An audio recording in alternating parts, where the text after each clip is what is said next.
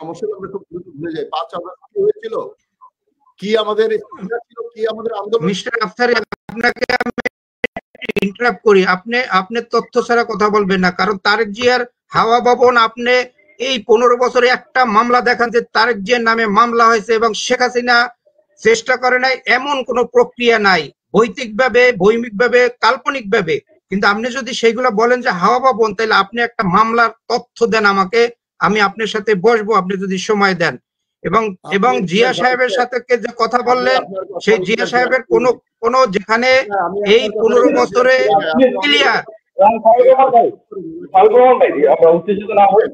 আপনি আমি চ্যালেঞ্জ করতে পারি, এই চ্যালেঞ্জ করার অধিকার হলো জনগণের। আপনারা মনে করেন যারা পলিটিশিয়ান আরবের মতো যে ঝড় আসতেছে পাখির মতো মাথা ঢুকে রাখলাম বালিতে ঝড় আসবেন, আপনারা সেটা মনে করেন। আপনার অনেক কথা প্রোটেস্ট আমি করতে পারি। হাওয়া ভবন আমি তারেক জিয়ার সাথে দেখা করে কথা বলেছি, আপনি ওই সময় পত্রিকাগুলো খুলে দেখেন। আর মামলার কথা বলছেন, আওয়ামী লীগ আর একই ধরনের মামলা। আজকে যারা আমার এলাকায় গাজীপুরে যান বিএনপি কি করছে, আমার বাসার সঙ্গে 10 বছরের মধ্যে আওয়ামী লীগের যুবলীগ ছিল, এখন যুব দল ওখানে কি করছে, এই যে 10 ফিট করে আমার আমি বর্তমান পরিস্থিতিতে আপনার সাথে একমত, এই বর্তমান পরিস্থিতিতে আমি আপনার সাথে একমত, কিন্তু আপনি হাওয়া ভবনের কথা বলতে পারবেন না। হাওয়া ভবনের কোনো মামলা আজ পর্যন্ত হয় না। আপনি এগুলো সতর্ক করতে আসছেন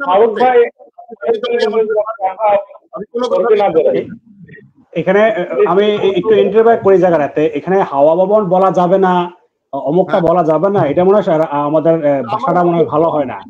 কারণ হলো আমরা আওয়ামী লীগের আমলে দেখেছি, আমরা কথা বলতে গেলে শেখ মুজিব নিয়ে কথা বলা যাবে না, অমুক নিয়ে কথা বলা যাবে না, এটা মনে হয় যে মুক্ত মনে হয় আলোচনা হতে পারে না। আমি